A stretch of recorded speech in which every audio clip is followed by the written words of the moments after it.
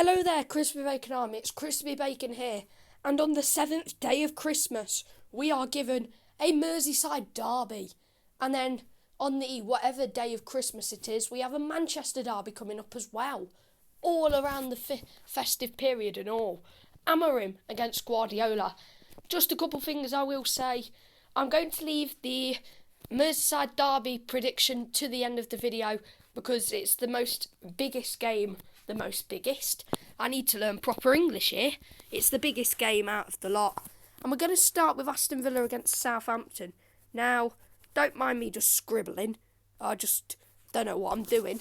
But Aston Villa against Southampton, I reckon, well, I don't say I reckon, but every time I predicted Aston Villa to win 3-1 at home, 75% of the time, they've actually won 3-1 at home, because I think there was a game where they won, where I predicted it 3-1.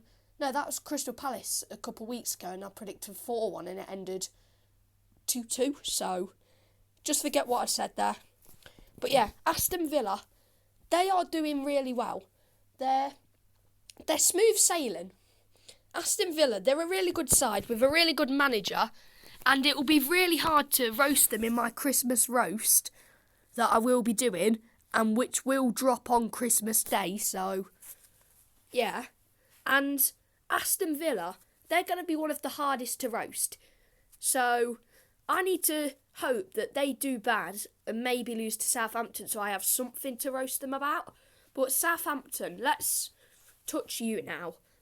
It has been a terrible start to the season for Southampton. The fact that Russell Martin's still in charge just shows that some teams are brutal, like Leicester sacking Steve Cooper. Others are just happy to sit there, get in the bag, and just watching them. And like Johan Cruyff said, a bag of money cannot play football. Russell Martin cannot manage football. He is one of the worst managers the Premier League has ever seen. If Southampton are going at this rate, I hope they beat Derby's infamous 11 points, because I will be over the moon with that. That all of the Derby fans would have a bloody party if that happened, because we'd finally lose our unwanted record. As for the prediction, if you are very, very smart and paid attention to my talk about Aston Villa, you would have realised that I'm going for a 3-1. So yeah, very easy to recognise. Now we move on to Brentford Newcastle. These teams are so hit and miss. It's like a pork and stuffing cob on a Sunday. Sometimes they're brilliant, sometimes they're absolutely garbage. Brentford, I cannot believe it.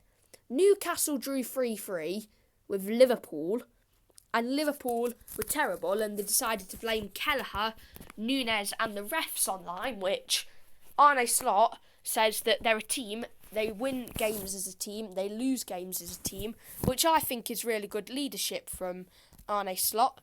So, well done to him. And yeah, Arne Slot. I'm going to speak more about Arne Slot at the Merseyside derby, and we're going to touch the surface of Newcastle. Newcastle have just, if we just have a look at the table, I know you're not going to be seeing the table, but I am.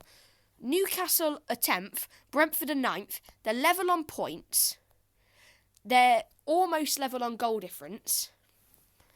It's going to be a very, very, very good game. Brentford lost 3-1, but if we take it back to game week 13, they beat Leicester 4-1.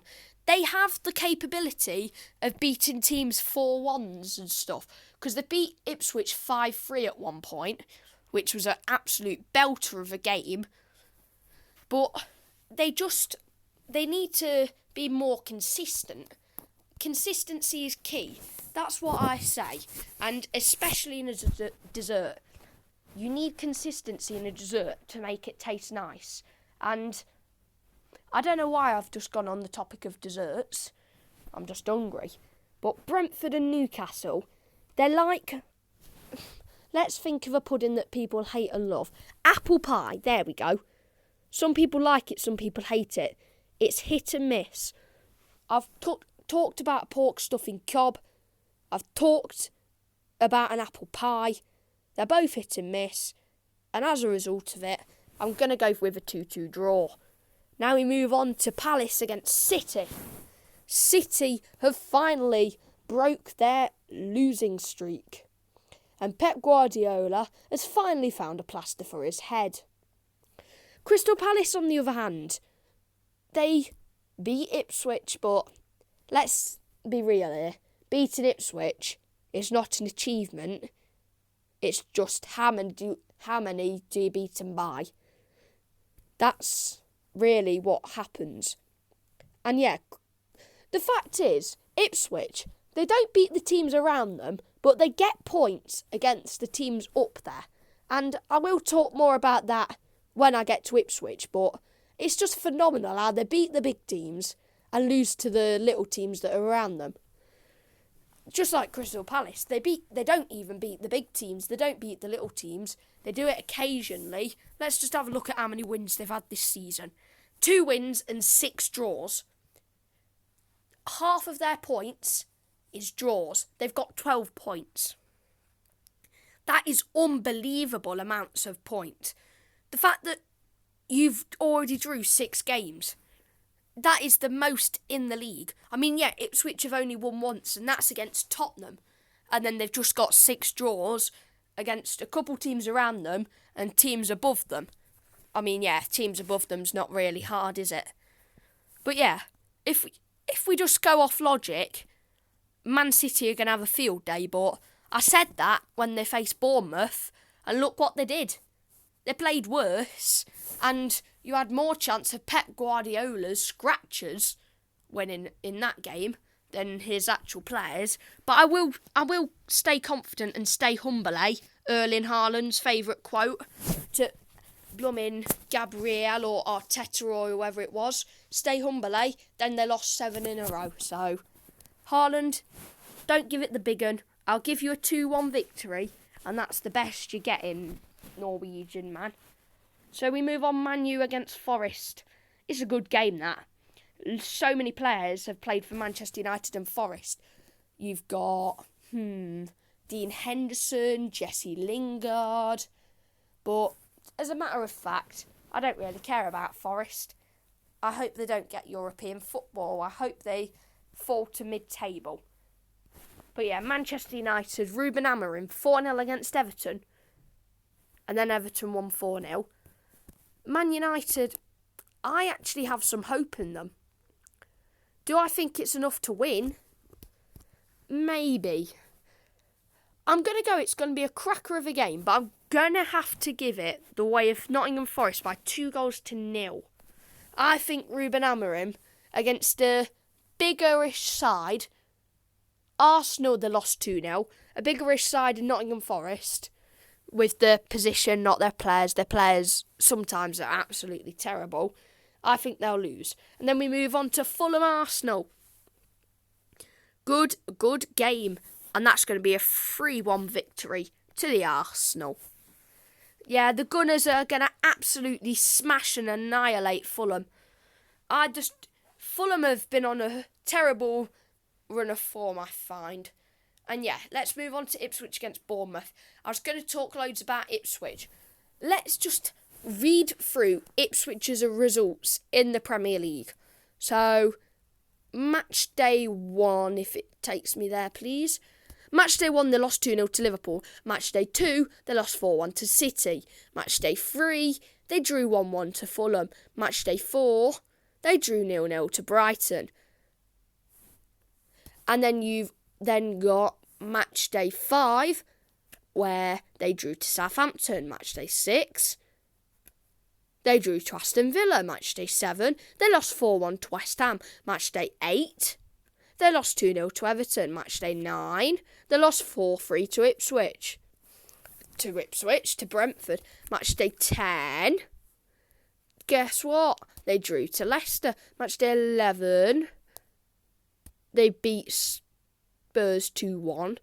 Match day 12, they drew 1-1 with Man U. Match day 13, they lost to Forest. And match day 14, they lost to Crystal Palace. So, yeah, they've been hit and miss. And against Bournemouth, this is where Bournemouth will finally get another win. The Cherries have beat City. They've beat Arsenal. Yet to play Liverpool, I believe. And they could get the big three beat in the same season, which would be epic. And I'm going to go with a 2-0 win to Bournemouth. I just think the Cherries against the Tractor Boys. The Tractors are the machinery that picks up the Cherries, but the Cherries will be better than them. Leicester against Brighton, I'm going to keep it simple. 1-1 draw. No, 3-1 victory to Brighton. Just got a gut feeling that Brighton will win. Danny Welbeck with a hat-trick, hopefully, because he's on my fantasy team. And we move on to Tottenham against Chelsea, like the Merseyside derby. I'm going to leave that to the end. West Ham against Wolves, that's going to be a boring game. I'm going to give a 0-0 draw. And sheesh kebab, we've got a tough game now. Everton against Liverpool and Tottenham against Chelsea. Oh my bloody God. It's going to be an amazing game for both games. Liverpool will win. Everton, I don't think you'll get a goal, so I'll give you a 0. Then we move to Tottenham against Chelsea. Tottenham, I think Chelsea will win. I reckon it'll be a 1-0 victory. And Liverpool against Everton will be a 3-0 3-0 victory. Mo Salah, hat-trick, hopefully, because he's in my fantasy team, and my captain. And this is probably when I'm going to play my triple captain for Mo Salah. Whilst he's in form and he's got Everton. So, yeah, that is the end of the video, guys. Make sure you drop a like and subscribe, and I will catch you in the next video. Crispy Bacon Army, you are the best fans.